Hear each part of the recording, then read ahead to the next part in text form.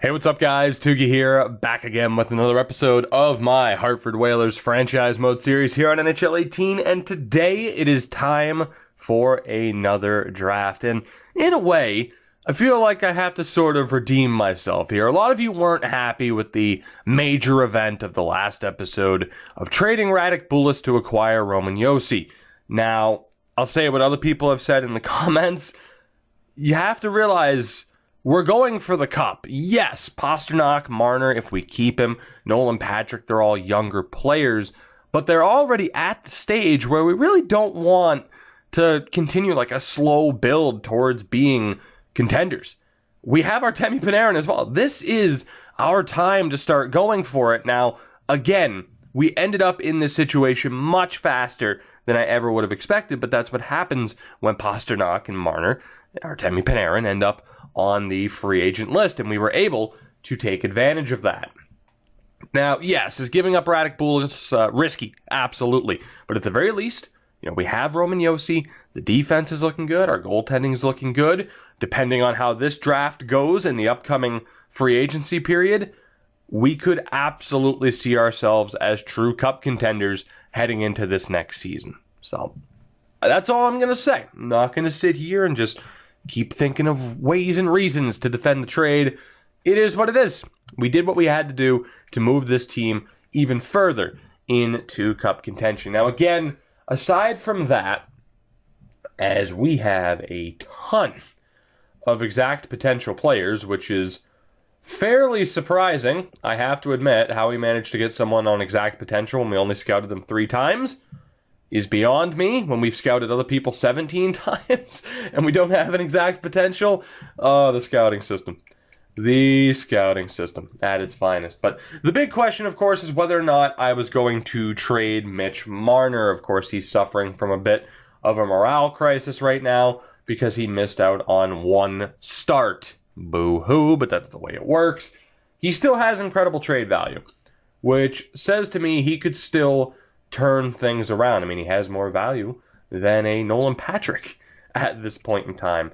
However, if we were to move him, number one, that would set us back a little bit, and he's not on that bad of a deal. But if we were to move him, it would have to be for one of the top picks. Now, the Pittsburgh Penguins, they are willing to trade their pick. And again, keep in mind, we're not in the Eastern Conference, we're in the Western Conference because we started this before the division realignment feature was added to the game. The only way I'd be willing to trade Mitch Marner is if we have somebody with that first overall pick who's at least an 80 overall or so starting out. That would really be the only way that it's worth it. I don't want to give up on Mitch Marner, though. That's the problem. But I can't guarantee that we're going to find a way to have his morale recover at this point. So that is the decision. Do we give up on Mitch Marner in hopes that whoever we end up drafting with one of those higher picks ends up being nearly ready to replace him? Because again, we don't have our first round pick this year. We do have a lot of picks that we can potentially find steals with, but we don't have a first round pick in what looks like a very solid draft. So when it comes down to it, what we're going to do moving forward is stick to our guns. We are going to keep Mitch Marner, and hopefully he can turn it around. Here's the thing. If he continues to struggle, we can trade him later on. I wouldn't expect his value to drop. Maybe it will. I could be wrong. But there will be opportunities later to trade him if his morale and his overall, don't improve. Fingers crossed that it does, and he gets back to being his usual self, so to speak, and we can continue towards a cup run. So, as risky as that is, we're going to keep Mitch, and we're going to sim to our pick here. Yes, of course, I am going to go back through everything that's happened thus far in this draft, and case in point, there was at least 2 players, offensively, at least 1 player that would have been worth picking up. That would have been Bolesky. I don't know if I would have selected him. 81 overall at medium elite, a good defenseman there in Appleby. Harkins is a pretty solid pick. Shattenkirk, 68 overall, and then a 67 in Madsen. So we absolutely we would have had to take Bolesky. I don't know if I would have taken Bolesky. So I'm cool with it. I'm cool with it. It's not like there was a franchise level player at the top of the board. So for the moment, we're looking good. We still have Mitch Marner. We just need him to turn things around. Vancouver gets a bit of a steal, medium elite, with the 16th overall pick, Grachev. He's only a 56. Philly, they do incredibly well as well with another medium elite player. San Jose and LA do really well, showing up Winnipeg and the New York Rangers, medium top 6 for the 26th overall pick, Zadorov. Edmonton, that worked out well for them. Buffalo, they get a good pick as well. And then Chicago. That's what Chicago does, of course. And that brings us to our pick here. We got a minute and 45 seconds to do it. So let's see what we're going for here. Now, there is a goalie, which is typically a sure bet. And there are two goalies, actually. We have Kuhlman and Hummel.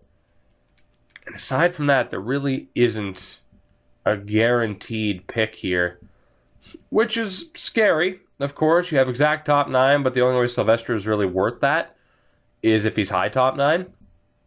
Tiny Sylvester. Nice. You have this guy showing up as high top 6, Sean Bennett, 17 years old. We have a Frenchman. Is there anybody else? Of course, I will look by potential really quickly. We got these two medium elites, but I don't have any faith in that. We got this high top 6 for later in the second round. We have scouted them out 9 times. I mean, this would be the time to take the risk when it comes to Oshie. Austin Oshie. Now, we do have 2 picks here in the second round, and I don't have much confidence in this. We've scouted him 9 times, but I'm going to select Austin Oshie with this pick, and that's why I didn't have much faith in it. Medium top 9, 55 overall. You gotta love how the scouting works in this game. Now, thankfully, our next pick is coming up fairly soon. I probably would have taken Kapanen with the next selection. Hummel ended up being medium starter. So, for a safe bet, I could take the Russian goalie. That's still available. Or we can go a little bit off the board here, which really, it is tough to say, isn't it? It is tough to say. You know what? I think just because it's pretty much a guarantee, I'm going to take Victor Kuhlman. I'd be shocked if he's not at least a decent potential. And he's medium starter as well, so there you go. I mean, overall, all things considered, 2 decent picks, no steals. Kind of had to hope that Austin Oshie would be a little bit better than he was, but still, not too bad selections. Not bad selections considering what other teams were also drafting at the time, although it's nearly a guarantee there will be a steal on the board here within a couple of picks, or maybe not within a couple of picks, but later on there has to be. Good thing I didn't take Sean Bennett, by the way. There you go, Keith, medium elite goalie. Yeah, there we go. So again, the goalie we picked, not a bad option. Carolina managed to get a medium elite goalie. He's 52 overall, but still, that would have been nice for the trade value alone. That was actually the only steal later on in the second round, but that's just one of those deals where it is what it is. Now, as far as who we could select here, again, do I put faith in high top 9? I don't. We got a bunch of players that we don't know anything about. And there is this one unknown player that we literally know nothing about, Radislav Lang. Right. Well, I mean, it would be Lang, Jorgensen, Kruger. We'd pretty much have to select somebody that we know nothing about. You got the German defenseman Stützle. Good old Stützle. I think, I mean, again, it's shot in the dark. I'm probably going to go for Lang here with this pick. Although, do we take the risk and go for Emmanuel Gaudette? We probably have to, don't we? We probably have to. So we'll take the risk. I expect him to be low top 6 at best, and I'm not even being sarcastic. Emmanuel Gaudette is the selection. He was medium top 6. Hey, you know what? Better than what I thought it would be. And then the very next pick was Little, who was low elite. Yeah, that's Kruger was low top 6, Rome was low top 4, Genoway low top 4, and then Little low elite. Well, I can't say I would have picked any of those players, so I'm not too upset. I was going to go with Lang, and that is still who I am going to select. Let's just take a shot in the dark here and go for Radislav Lang. And in fairness, low top 6 in line with what Tampa selected with Kruger. So, could have been worse. Could have been worse. Low top 4, low top 6.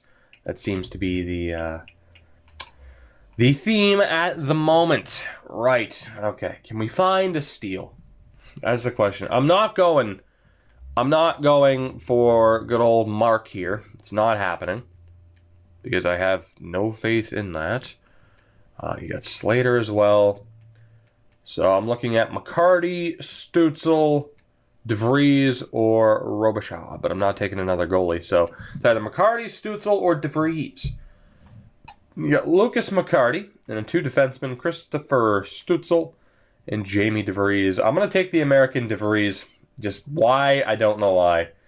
I really don't know why now. You watch, Stützle will be great. Every time I take German defensemen, they never end up being that great, which is why I didn't select them there. Slater was medium top 9. You got Stillman, Mercier.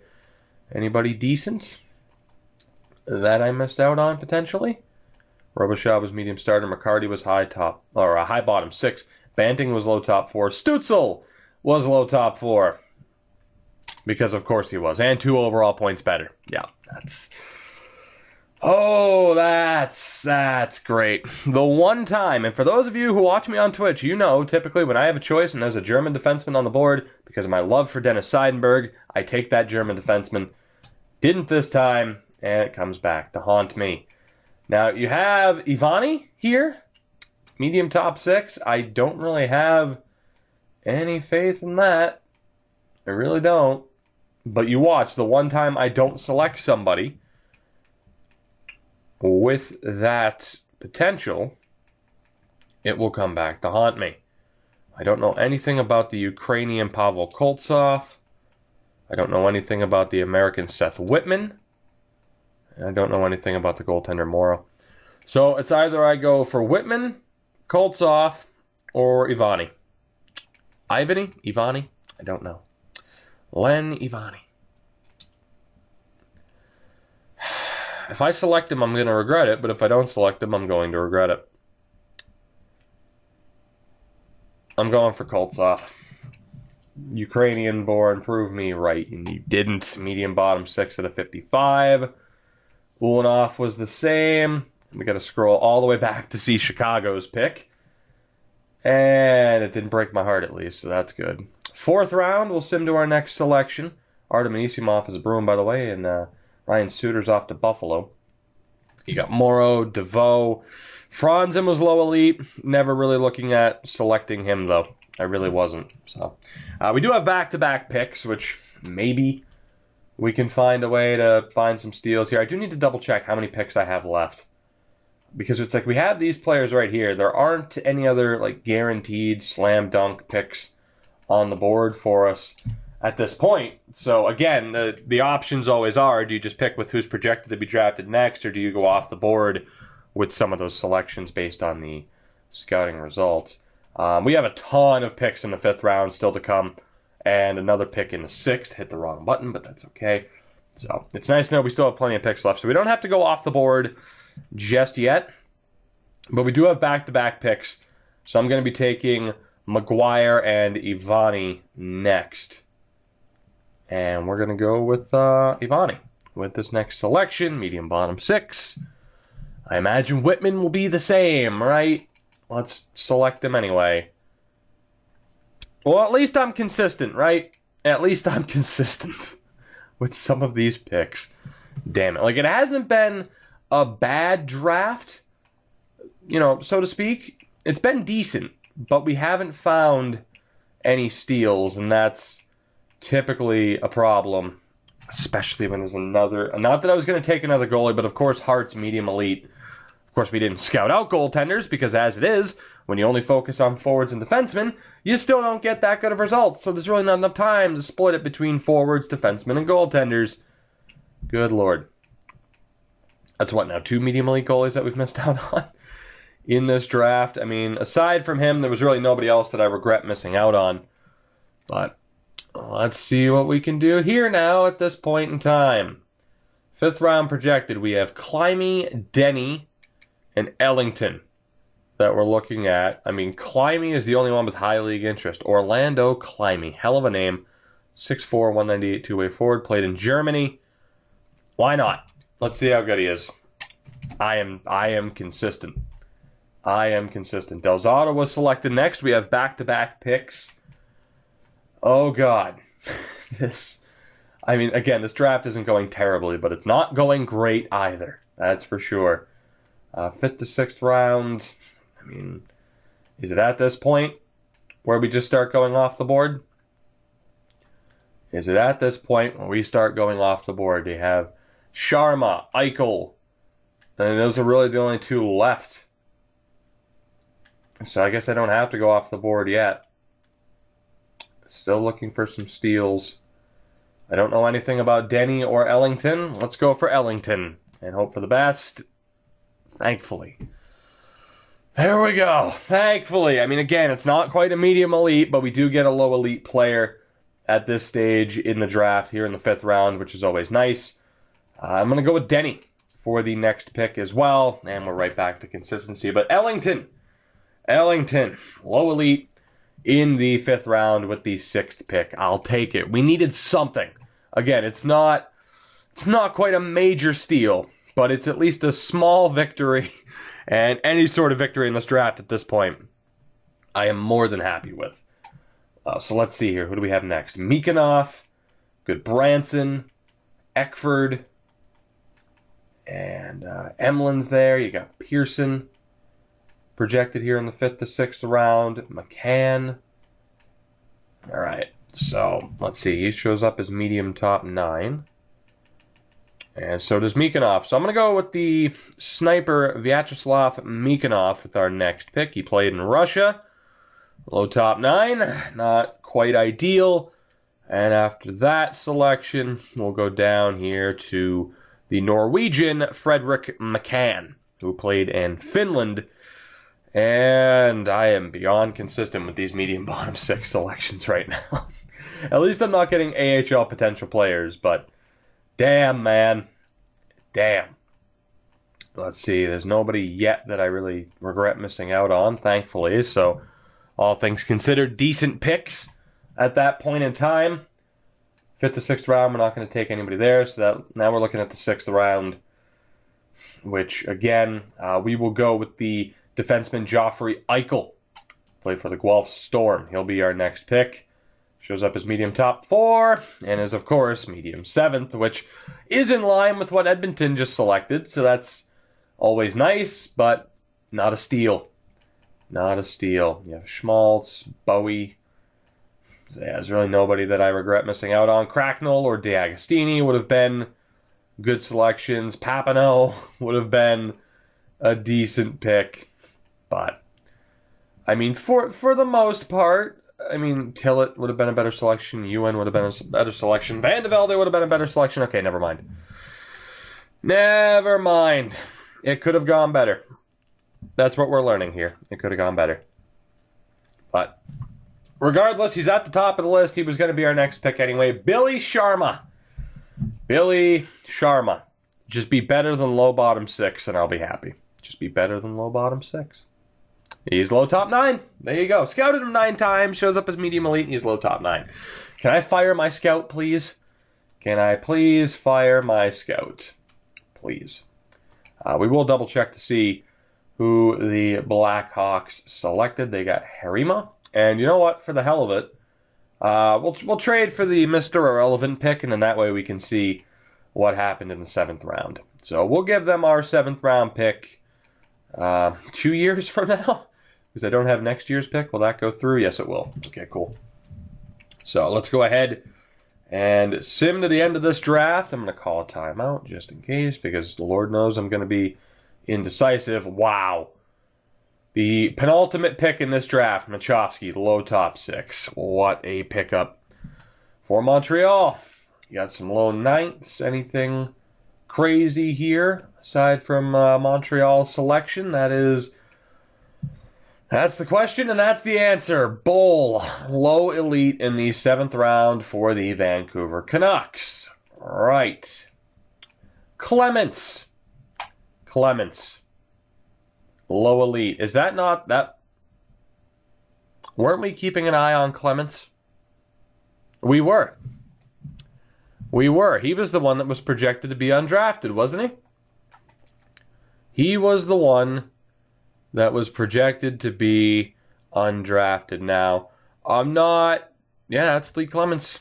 Well, there you go. I mean, he was at least a low elite potential guy. Would have been a nice steal for us, of course. I'm not exactly shedding a tear. I mean, low elite would be nice, but, you know, it didn't quite work out for us now, did it? Didn't quite work out for us. It would have been a nice little pickup, but... Oh, God, that sucks. That hurts. That does. That hurts.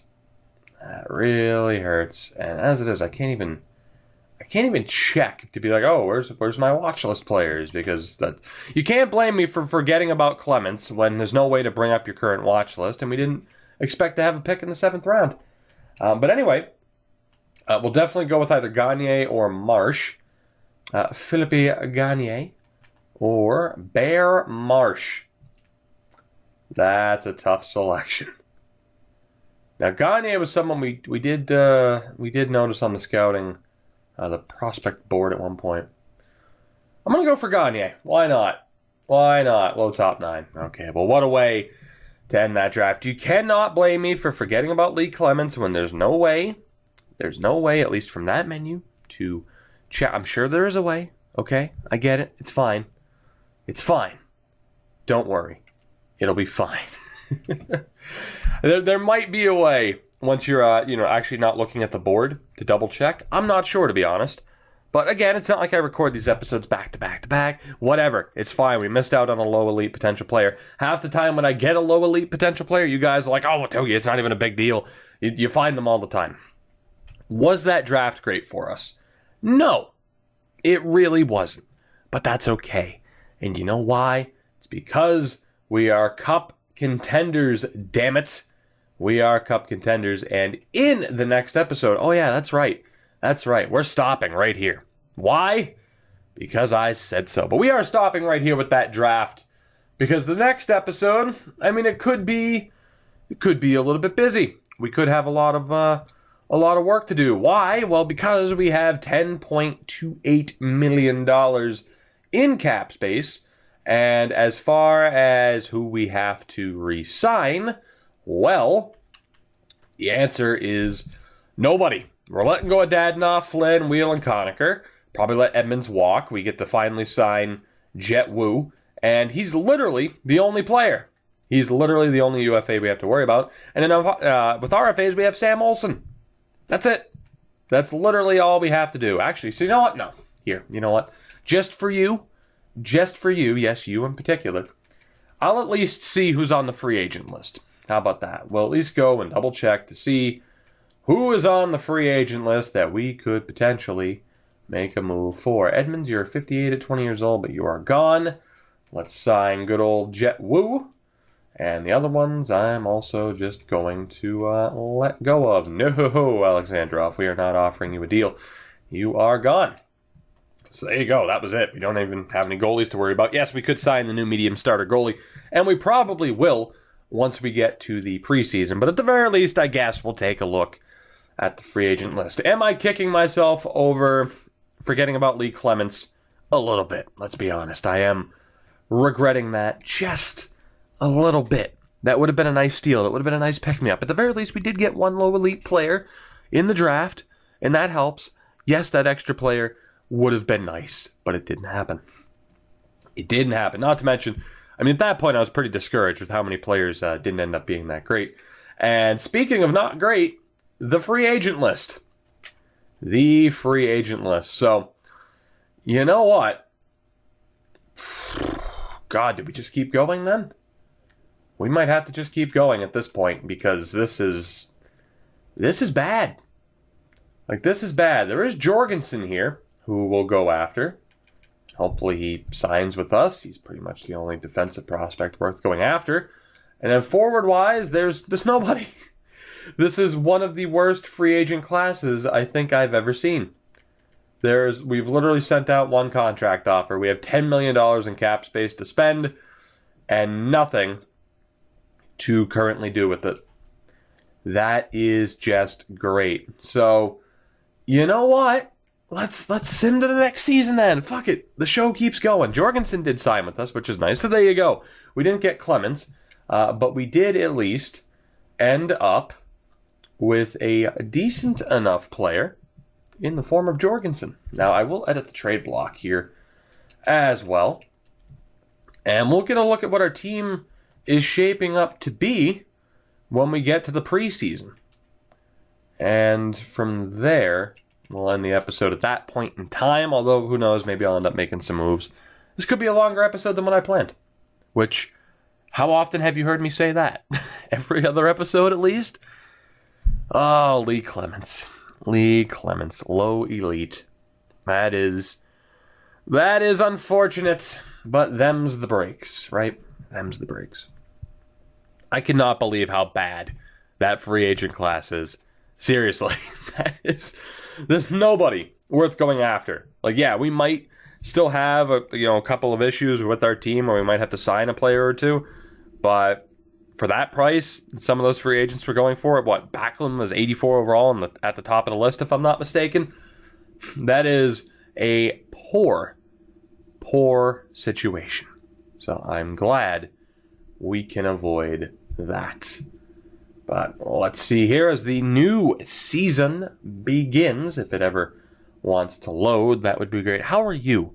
Should we just go to small talk? How are you? How's work, school, things? Really, EA? This is still loading. Okay, well, lovely weather, huh? Summer's at the end. Hey, we're good. Okay, so let's take a look at our current team. Of course, we have the champions team status, as you would expect. So goaltenders, we're still looking all right with Korpisalo and Subban. Defensively, of course, it's Yossi, McDonough, Brodin, Gardner, Carlson, Polka. Liljegren is close. This will be the last year that Liljegren spends down in the AHL. And then for forwards, unless I don't have players to call up, yeah, it could be an interesting team. It could be. Now, Taylor Radish is a fourth-line guy. Chris Tierney's down to a fourth-line guy. Then you have Jones. So it's going to be Kosarenkov or Olsen who gets sent down. And let's be honest, it's going to be Sebastian Olsen. So that's what the forward core is looking like at the moment. Marner's still struggling a little bit with the morale, but we'll see what we can do about that. So let's go best lines, and let's see how this team would shape up. Now, it does have Nolan Patrick on the second line. So let's say we go with, Burakovsky on the second line. Third line, so let's see, Jones is the fourth line guy. We've got the depth player there. Third line could very well be DeBrusk, Kosarenkov, and Brown. I mean, is that a cup-winning formula right there? Maybe, maybe not. You could argue we could use improvements. The thing is, we could start the season with this team, and then, if we struggle, which, let's be honest, we definitely could, we have $10 million in cap space. So we could absolutely make moves, and of course we still have to find out if Mitch Marner is going to decide to figure things out. So, for example, throughout the course of the year, if Marner decides that he's just tapping out, we trade him. We'll probably, at that point in time, maybe DeBrusk won't be safe. We have options, is the point. We have options. The good thing is, defensively, it's good. It is. It is looking good. We didn't get any improvement out of Carlson or Polka, which I can't say I'm too surprised about. But again, one of them will be replaced by Liljegren next season. And then down in the AHL, we might as well figure out this team while we're here. All right, so let's go ahead and do that. We'll take a look at the contracts. It did drop us down to contenders, which concerns me a little bit. Just a little bit. We actually have $12.1 million in cap space.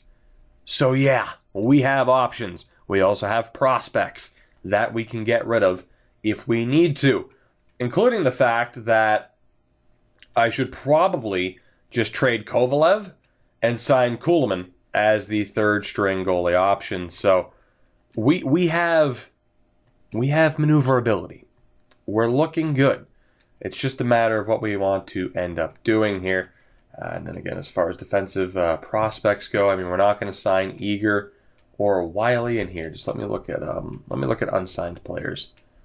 I mean, there's really nobody there that I'd want to sign. You have DeVries, who could be signed, and Gaudette. But, I mean, Gaudette's Canadian, so that's not even going to happen. And then forward-wise, we do at least have Ellington, and we also have Lang. And those are pretty much the only two I'd want to sign. We could sign Oshie as well, but he is Canadian. So at the very least, let's sign Ellington and Radoslav Lang. It's Darren Ellington. I will keep that in mind, and that's pretty much all we look to do. Look at that ridiculous amount of medium bottom six potential players. Oh my God. So like I said, I'll leave it up to you guys, as I typically do. I want to know your thoughts on how we should approach this season at this particular point in time. As far as the free agent list goes, there's really no help there. But again, we have prospects we can get rid of. We have $12 million in cap space. We can start the year, and if we're struggling or a certain player is struggling, then we make our move. Then we improve this team, because we are absolutely going for the playoffs this year. So let's go best lines. And let's see. Again, I got to take out... Actually, it takes out Kravchenko by default and puts in Allen now, which is good. Will save me a little bit of time. Scratched players. So we don't have any scratched forwards, but we do have quite a few scratched defensemen, which is a bit of a problem. Just a little bit of a problem. Now we get a bunch of low elites here. I mean, you could argue we want this team to improve, or again, we could have Lokhtianov and Krabeshkov as healthy scratches, and we could sign 2 veteran players to improve this team. Which, to be honest, would probably be for the best. The chance to get playoff hockey and to, get that extra bit of playing time. But of course, a lot of these guys have improved, and with the medium top 9 potential players, I'm not too concerned about their development. Maybe I should be. So when talking about who we could sign here, we will sort by forwards for the hell of it. We could potentially get Brock McGinn. You got Curtis McKenzie. They're fourth liners, though. So Ty Ratty. We could bring in Ty Ratty. And as a matter of fact, we'll sign him for 1 year. And we could also bring in Austin Wagner, is it? It is. I don't know if we want to sign him, though. I'm looking for more of a scorer. We have Cole Sherwood or Spencer Watson. We will bring in Spencer Watson. So Ratty and Watson will be brought in for now. Although, with the amount of defensemen that we're going to have to move from the AHL team, we're going to have to make moves anyway. So let me know what you think, because we are going to have to make some moves. We could just trade those extra defensemen for picks, or we could use them in combination with some of the players we have here. Say if we're giving up on a Dubrovka, Kosarenkov, or whoever, we could go for those better players now. We absolutely could. So down in the AHL, again, we'll have improvements. It'll be Lokhtianov and Krabeshkov that sit, most likely. And then on defense, we got medium top 6 and Boyer, who will definitely be taking a seat. So we got Bodine, high top 6, Khudobin, medium 4, Wu, medium 4, and Jorgensen, low elite. So we have some decisions to make when it comes to the defense. So the last thing we'll do here in this episode is we will get a look at the trade values and what we could potentially do to improve this team as we head into a new season. Again, the goal, we are in cup-winning mode. So we have Korpisalo, Mikanov, really good value. So right now we'd be looking at trading, as far as goalies go, probably be a better move to trade Kovalev. You could argue we might even be able to get a first-round pick, at least a second-round pick, if we can find the right team to move him to. Defenseman. Let's just take a look at the trade values here. So Boyer, obvious one to get rid of. Then you have Vishnevsky, probably an obvious one to get rid of. Phil Crosby would probably be worth keeping. You have Bodine as well, a good potential, but the trade value is a little bit lacking. Then you got the group of low elites. Hudobin's up there. Jet Wu, Valimaki will obviously be staying. So down in the AHL, I mean, you'd have Wu, Valimaki, Hudobin, Liljegren, Jorgensen, McIntyre, with arguably Bodine and Crosby as the depth, which means we'd be getting rid of Vishnevsky, who could probably fetch a third-round pick, if not a little bit more on his own, and Boyer as the ones you'd probably look to get rid of, or at least have as depth players. And then again, forward-wise, we'll just scroll through really quickly to get you a look at the trade values. And there are some players we could move out to really look to improve this team. So we're in a very good spot. A very, very good spot because of the amount of cap space that we have.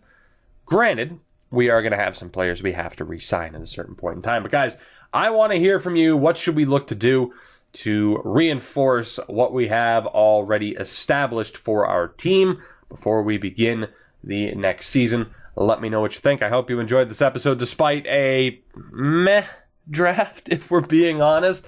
You know what you have to do to support the video and the channel if you care to do so. Links are in the description to other things. You know this already. I'll see you guys in the next episode where our potential cup journey begins, or maybe we're absolutely terrible and I slowly begin the descent into madness. We'll find out. It'll be fun either way. I promise.